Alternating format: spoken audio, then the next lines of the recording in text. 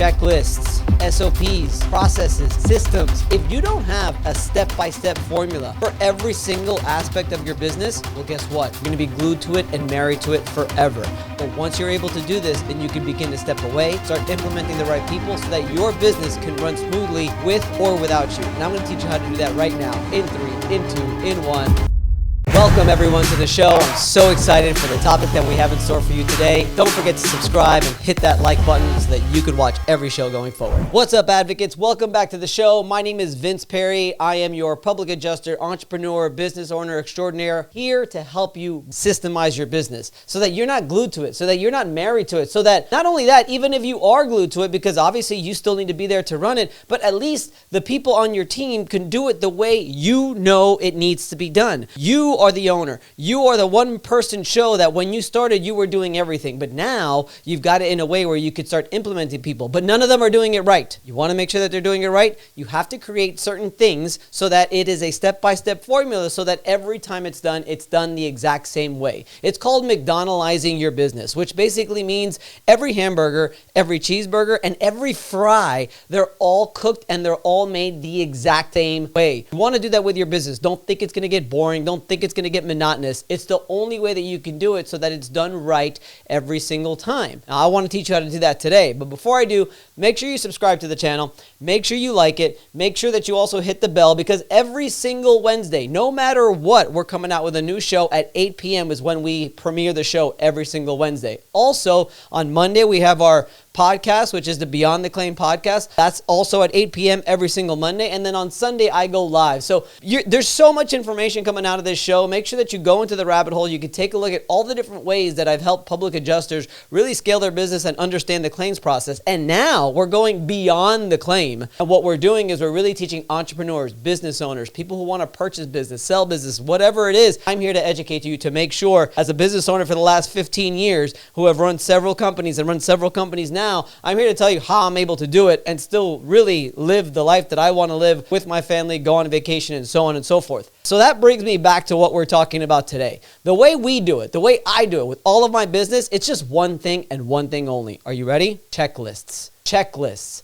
You want to have a checklist for every single aspect of your business, no matter what it is. It's very simple, especially now with the launch of AI, ChatGPT, and whatever you want to use. You could simply create a checklist for your employee so that they could follow it and do it the exact way it's supposed to be done. Even if you're a one-man band or a one-woman band, you want to start now. Start creating your checklist. Start creating your SOPs now so that when you do start hiring somebody, they're going to know exactly how to do it. And the beauty about it is, as you continue to build more and more checklists for each stage of your flow, of your workflow, of your business, of your claims flow, of whatever it is that you do, of how you sell a product, you want to make sure that as you start collecting these, then you start to build a playbook. Then you start to build the actual operations manual. And then when somebody comes in, you can just give them this and just say, here's basically every aspect of our business and how each thing needs to be done in each and every aspect so that it's done correctly. And then they won't mess up, because that's the key here, is that when you do hire somebody, when you do bring somebody along to do something in your business, you want them to do it right, but don't expect them to do it right if you don't give them the formula,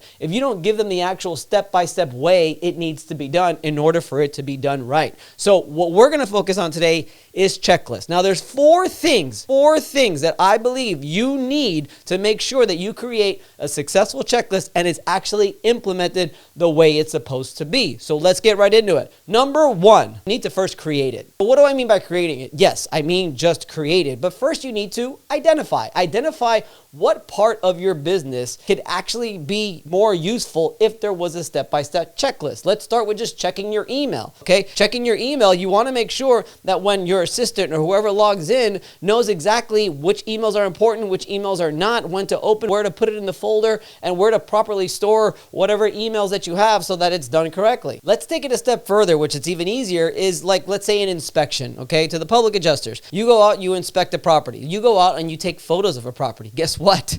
There's a step-by-step process of doing it. You start with the outside, front elevation, right elevation, left elevation. When you go inside, you take a picture of the whole room, and then you take a picture of the damage, and you take a picture of whatever else. That's a step-by-step way of doing it, and only you can do it right. So if you now decide to hire someone to do your inspections, and they bring you a shitty inspection report with crappy photos, well, then that's because one of two things. Either you didn't tell them exactly how you wanted to do it, you didn't create an actual physical checklist in order for them to follow it step by step, or you just didn't give them anything at all, and obviously they're not going to do it the way that you want them to. They may have a way of doing it, but chances are it's not going to be up to your standards. So the first thing you need to do is you need to create the checklist, and you need to identify which part of your workflow and which part of your business could be much better with an actual checklist. Also, so identify those stages, identify those parts of your workflow, whatever business that you're in, to make sure that they understand it. The administrative part is the best part, because if you do already have an admin, you want them to create a checklist for you. When they come into their office, what's the first things that they do? What is the step-by-step process of them getting into their desk, opening up the computer, opening up their email? Do they open up the email first or the CRM second? And when they open up their email, how are they going through it? When they open up their CRM or whatever it is that you use for your business, how are they going through it to make sure that nothing gets missed? There's a way of doing it, and if they're already very efficient, then they can create one just in case somebody else comes in and starts doing it. And if you're a one-man band, there's a way that when you follow up with files, when you follow up with things in your business,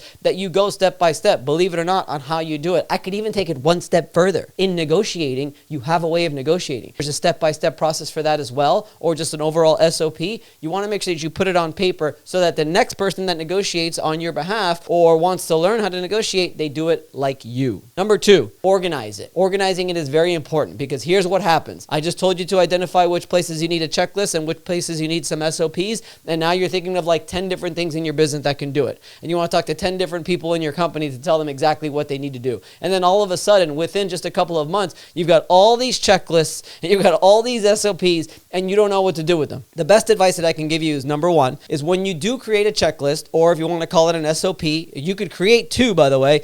SOP is a little bit more, it'd be like numerical form and a little bit more in depth and detail. Checklist is just like checking off the things that need to be done in order to do a certain thing. So you could have both. A lot of times we create a checklist and an SOP. To organize it, the one thing that I like to do is when I actually create the checklist, every time I save it, and the name of that file always starts in caps checklist or in caps SOP, and then colon whatever it is that it's about. This way, we use Google Docs and we use Google for everything, so we could search it, just search checklist, and then you could see the list of checklists that you have, and it may be easier to find it there. If you're just starting out, I recommend that you just take one folder. You can create like an SOPs and checklist folder, or you can call it an operations folder, but make sure that you have a folder just for the checklists, and make sure you have a separate folder just for the SOPs, and just throw them all in there. Don't worry about organizing them right now into several different things, because you're going to get lost in the sauce, and you're going to call it this, and you're going to call it that. You're going to create a folder for this and create a folder for that. What we have, honestly, is in our main folder, our main shared drive, we just literally have a folder called SOPs and checklists, and we just throw everything in there. Everything goes in there. We separate it to SOPs and checklists, but then we throw everything to there, throw everything to there, throw everything to there. As it continues to grow, you could organize it better, but you want a very easy place that anybody can find exactly where to go. So you have the search feature, and you have an easy place that they can find all of the SOPs and all of the checklists, okay? So first we had identify where you actually need to create a checklist or an SOP. Then you have to organize it. And then number 3, very important. Well, I hope you enjoyed what you've had so far, because wait until you see what's coming up next, and don't forget to subscribe. Use it, okay? And I know this from experience. Hey, let's create a checklist for this. Hey, let's create an SOP for this. And then it's never used again. It happens. It happens all the time. So you want to make sure that actually when you, let's say you're the one that creates the checklist, you want to make sure that you do a screen share, okay? One thing that I'm huge on is using Loom to basically record my screen, but I also love to use the screen recording feature on my phone, going through the checklist and making the person understand. Now you're using it. This is what you need to use every single time. You have to follow this process to make sure that it's done right every single time. What happens after that is 2 things. Is if you notice that there's a mistake that was made, now you have the opportunity to say, well, did you follow the checklist? Then you can get a confirmation of yes or no. If it wasn't followed, then that's no good. They're probably not using it. If it was followed and a mistake was made, maybe it's something that you're missing in the checklist. That happens too. Sometimes we'll create a checklist as a rough draft in a way, just to actually use something and get it going. And then I'll tell my employee just to go ahead and make it better, refine it if need be. But for now, just make sure that you're using it it, at least we have something, okay? Inspectors, right? I mean, that's a big one. If you create a nice detailed checklist already and you get an inspection report back and it is not to your liking, well, that's on them now. They have to make sure that they're using it. They may not even be using it. So make sure that you harp on it. Make sure that you make it mandatory. That's right. As soon as you create a checklist and as soon as you share it with anybody, tell them this is mandatory to use every single time you are in this actual process. That's it. Make sure. And then make sure that you have some check-ins, right? Weekly or monthly check-ins to make sure that, hey, that checklist I created, how's that going? Do we need to make it better? Is it good? Are you using it? What's going on?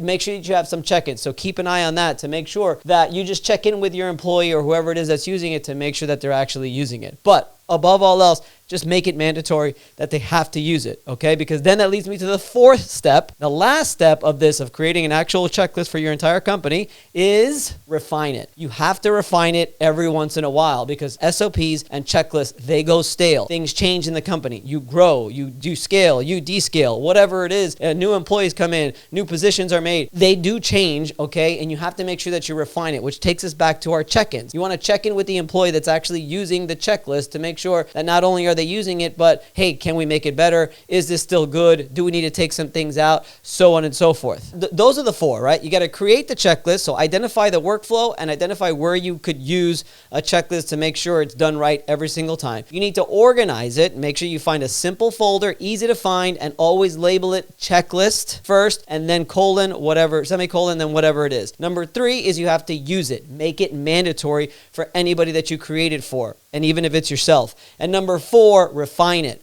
Okay, with the check-ins, make sure that you refine it because they do go scale, and keep updating it as best that you can throughout the life of your company. What I want to stress here is that if you're a viewer and you've already got some admins, whether they're virtual, out of the country, in your office, whatever it is, I want to give you a really, really quick tip that will take you a long way. You do not create the checklist. If you are the entrepreneur, if you're the business owner, you need to make sure that the person who does the thing that you're creating the checklist for actually is the one that creates the checklist. You make them create the checklist, and then they come to you and they say, hey, here's the checklist. What do you think? Then you could actually refine it and make sure that it's good to go. And then you say, okay, go ahead and use it. That's a really important piece of the puzzle because I see and hear about entrepreneurs and business owners time and time again. They're the ones that they're creating the checklist, but you're not really the one that's actually doing the thing. They're doing the thing. Make sure that they are the ones that actually create the checklist. It goes back to my coach, Dan Martell, talks about the 10-80-10 rule, okay? 10% is up front. Here's what I want. Here's the result that I'm looking for. 80% is them. And then 10% comes back to you to just sign off on it and make sure that it's okay and it's to your liking. Don't forget that, guys. 10-80-10. So important to make sure that you are not doing all of the work because you are the visionary. You are the one that needs to keep growing the company. You are the one that needs to keep ultimately keeping the sales and keep the money flowing, because if not, then you're just too busy in the grind and you're not going to enjoy that. You're going to end up having a business that you hate, and you have to make sure that you're actually utilizing your employees to the best of their abilities. Now, the last thing that I want to touch on before we close this show is use AI. Guys, we've talked about AI so much on this show already. Use AI to help you. Talk to the AI, talk to it through voice command and say, all right, here's how I do this thing. First I do this, then this, then this, then this, then this. And then boom, it's there. You're pretty much done after that if you are the one that's creating the checklist. Encourage your employees that if they're the ones doing the checklist, like I told you should be doing, make sure that they are also utilizing AI, because if not, it's going to take them a week or weeks to actually put this thing together because of how much time it takes. Now, honestly, it should take minutes of them going through their entire workflow, talking into the AI, having it spit back out a checklist, and then they could send it to you and see if it's good to go. It is that easy. So make sure that you're doing that. Make sure that you're using AI to help you create the checklist, and make sure that you follow the flow. Create it, organize it, use it, and refine it. Create it, organize it, use it, and refine it, because at the end of the day, checklists are greater than no checklist. You want to make sure you have a checklist, because the icing on the cake here is as you continue to figure out your workflow and where it needs a checklist or an SOP, and you start creating these things and you're actually making sure that they are mandatory and they are used, now you create the playbook. Now you create the operations manual so that any new employee comes in, knows exactly what needs to be done, and there's a nice organized way of actually doing everything and how your company could run ultimately by itself. It's called McDonaldizing your business, making sure that it is done the same way accurately every single time. And that's it. That's it, guys. We've been focusing this month on processes and systems and AI and different things like that. I really wanted to make this video about checklists because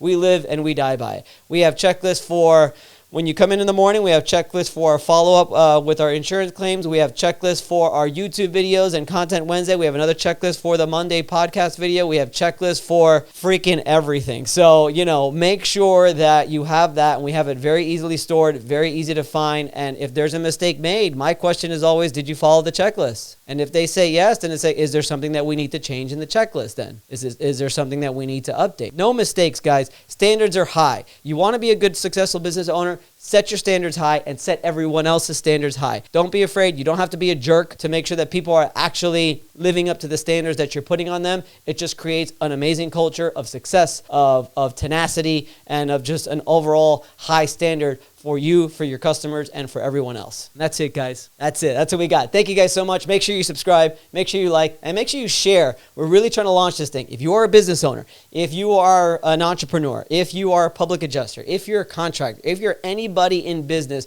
you're going to get a lot of benefit from this show. Don't forget, on Monday, we have Beyond the Claim podcast, where we have all kinds of guests from all different walks of life in relation to business. We've got the Content Wednesday show today, where I just teach you one-on-one something that's unique and something that's new that I'm teaching to a lot of the people around me. And then we have our Sunday Live. Sunday Live is just me, guys. It's very, very raw. It's very, very authentic. I basically take you into my life and the things that I'm going through, sometimes personal and just behind the scenes of what we're really going through. I think you'll like the Sunday Live because it's just very relaxed, very chill. I'm still teaching something because I just can't help it, but you're going to get a look into exactly what's going on behind the scenes with, quite frankly, a lot of different ventures that I have going on right now, and it's very, very exciting. So that's it, guys. I hope you enjoyed the show, and yeah, like I said, share it with everybody, and guess what? We'll see you next week. Have a great week, guys. See ya. Bye. Thank you for watching, guys. I really hope you enjoyed the show. I put a lot of work, an entire team, we put a lot of work into this to make sure that you get what you need. Don't forget to subscribe. Don't forget to hit the bell. And don't forget to share the information as well. I promise there's going to be somebody else that will enjoy it as well. Set up a one-to-one with me so we can see how we can take your game to the next level.